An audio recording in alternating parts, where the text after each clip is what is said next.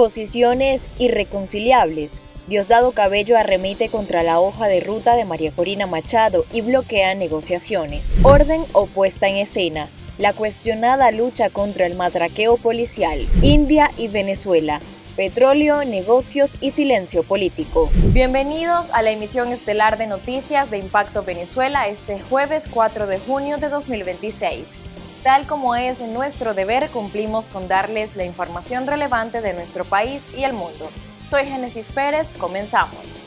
Tras las declaraciones de María Corina Machado desde Oslo sobre la necesidad de una transición democrática, la cúpula del PSUV ha marcado distancia frente a cualquier posibilidad de diálogo. Diosdado Cabello, secretario general del partido, ha cuestionado frontalmente la legitimidad de la líder opositora para encabezar un proceso de negociación, descartando de plano cualquier interlocución con ella, al afirmar que nadie la eligió para ese propósito. María José Prado nos precisa sobre este nuevo choque político. Desde Oslo, donde participó en el Oslo Freedom Forum, María Corina Machado insistió en que cualquier proceso de diálogo con el chavismo debe tenerla a ella como interlocutora principal, una postura que encontró rápida respuesta desde las filas oficialistas. La señora María Corina, hay otros que se han ido alejando del extremismo, de la estupidez política. ¿Cómo uno se sienta a negociar con los estúpidos políticos? Ya hay que negociar con un estúpido político. No cuenten con nosotros para eso. Las declaraciones de Cabello surgen luego de que Machado asegurara que el llamado Manifiesto de Panamá le otorgó la responsabilidad de conducir una eventual negociación y advirtiera que el chavismo atraviesa una situación que calificó de insostenible. Y al final, lo que todos entendemos es el régimen, por una vía o por otra, va a salir, porque el pueblo de Venezuela ya lo decidió. La derrota espiritual, electoral y política ocurrió. Y ya estamos viendo, con algunas personas quisieran que fuera más rápido o más público, pero ya estamos viendo la desarticulación de tanto el sistema de represión como el sistema de corrupción. Mientras Machado sostiene que una transición ordenada requiere una negociación con objetivos y plazos definidos, el chavismo rechaza que la dirigente opositora tenga la autoridad exclusiva para hablar en nombre de la oposición. Así, más allá de los contactos y conversaciones que puedan producirse, la disputa por quién se sienta en la mesa parece convertirse en el primer punto de conflicto antes incluso de que la negociación comience.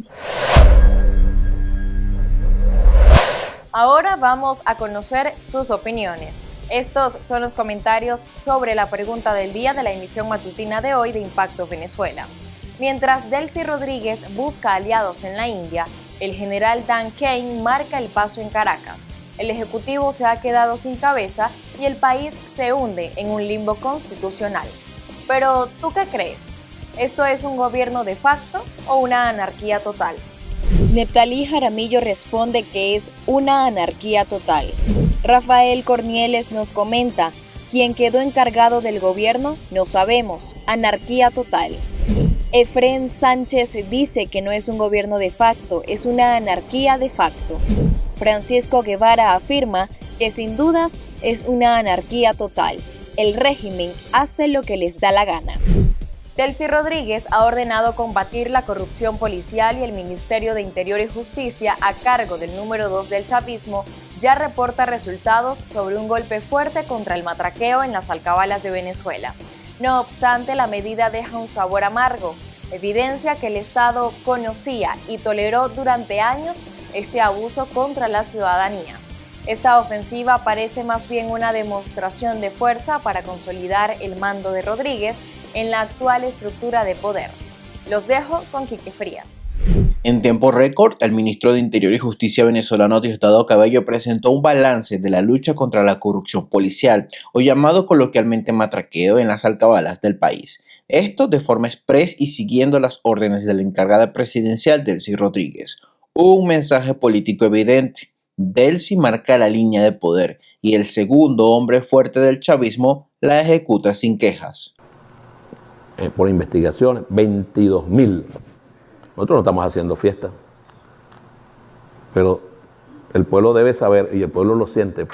Y el que caiga en cosas malas no merece llevar ese uniforme. No lo merece. No es digno de llevar ese uniforme.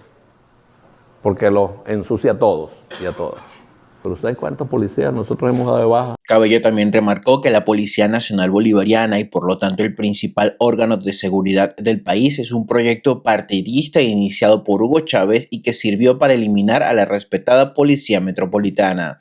La estructura policial con los años ha cargado con fuertes denuncias de corrupción, abusos, controles, haciendo que la denuncia del llamado matraqueo entre los venezolanos deje de ser una denuncia, sino una anormalidad tolerada. El comandante Chávez creó la UNES, creó la Policía Nacional, es pensando en una estructura policial distinta a la que había antes. Sí, claro, Policía Metropolitana. La lectura de este hecho es que el chavismo sabía que la extorsión golpeaba a la ciudadanía durante la era Maduro y, sin embargo, la toleró hasta que Delcy decidió convertirla en una demostración de poder, que por cierto tiene un desafío aún mayor. Según el último índice de percepción de corrupción de Transparencia Internacional, Venezuela es el país latinoamericano con peor percepción de corrupción, con una puntuación de 10 sobre 100. Para borrar esa imagen, el chavismo post-Maduro tendría mucho trabajo por delante. Aunque eso sí logra continuar en el poder, reportó para ustedes Quique Frías, Impacto Venezuela. El Foro Penal confirmó la excarcelación de 29 trabajadores de Miviturben y del preso político Jairo Gasparini tras 6 años de injusta reclusión. Sin embargo, mientras las familias exigen en el helicoide el fin de las promesas incumplidas, las organizaciones advierten sobre una táctica opaca. En lugar de otorgar libertades plenas, el Estado intensifica los traslados de presos a otros centros, profundizando la incertidumbre y el aislamiento.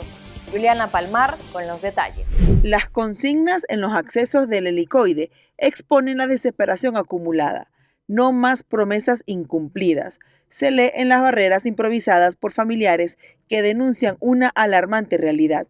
Lejos de la prometida liberación masiva de presos políticos, las denuncias apuntan a una estrategia de desgaste, el traslado silencioso y arbitrario de los detenidos hacia otros centros de reclusión. Estamos exigiendo la libertad, no más traslados arbitrarios, no más desapariciones forzadas, porque sabemos perfectamente que cuando ocurren este tipo de traslados a espaldas de la familia es porque comienza una desaparición forzada. Sí, un personal que entonces paradójicamente está uniformado de amarillo y azul, que son los uniformes que usan los presos políticos. Eso evidencia la burla de ellos hacia las propias víctimas cuando nosotros vimos de primera mano que estaban trasladando presos, que no sabemos quiénes son, no sabemos a cuál es el rumbo de los mismos, pero que sí se materializó un traslado a partir de las 6 de la tarde. En medio de esta opacidad, la ONG Foro Penal confirmó formalmente la excarcelación de al menos 29 trabajadores que permanecían arrestados por el caso de la empresa minera mixta Miviturben.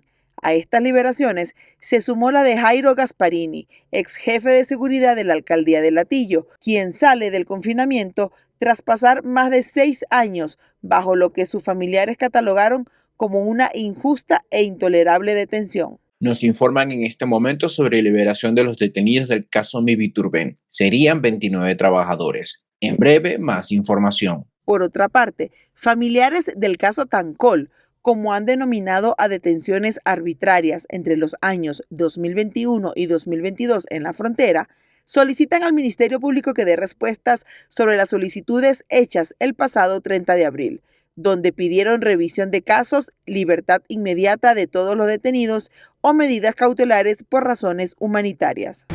Durante 4 o 5 años, la mayoría de estas personas que son muy pobres en términos económicos y muy excluidos en términos geográficos, porque están en zonas muy apartadas de la frontera, guardaron silencio por distintas razones, entre ellas el temor y la falta de recursos para movilizarse a Caracas. Recién en los últimos 3-4 meses han comenzado a movilizarse, a hacer visibles el caso y empiezan a conocerse las inmensas arbitrariedades y violaciones a los derechos humanos que han ocurrido en estos casos.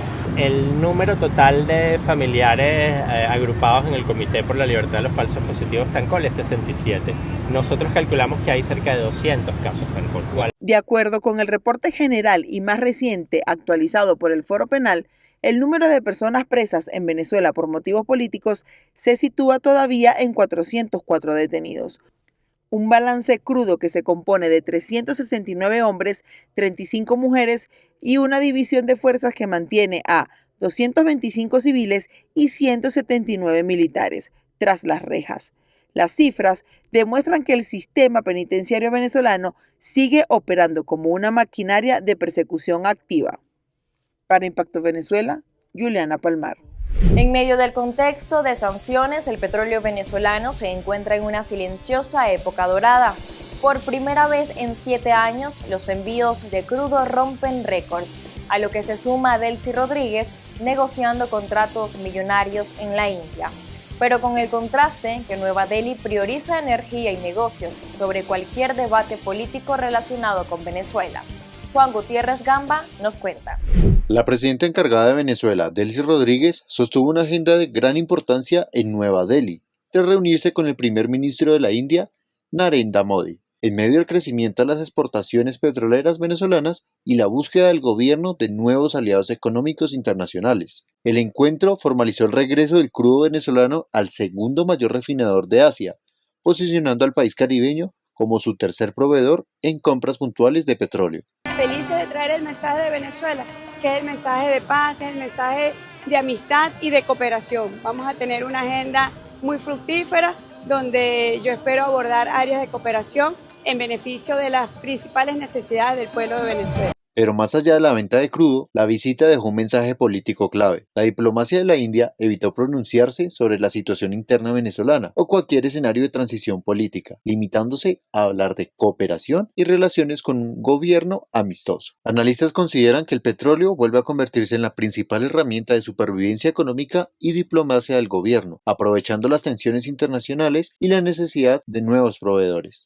Venezuela gana en el sentido estratégico de seguir dando pasos de reinserción dentro de la ecuación energética global como un proveedor seguro, ya no solo del hemisferio occidental, sino también con asociaciones estratégicas con el sur global. Mientras India aumenta sus compras de petróleo venezolano y evita entrar en debates políticos internos, el gobierno de Delcy Rodríguez busca mostrar que aún conserva capacidad de negociación internacional y valor estratégico en el mercado energético mundial. Un escenario de conveniencia mutua donde el crudo fluye con fuerza, mientras las capitales del mundo prefieren guardar silencio sobre el rumbo institucional de la nación.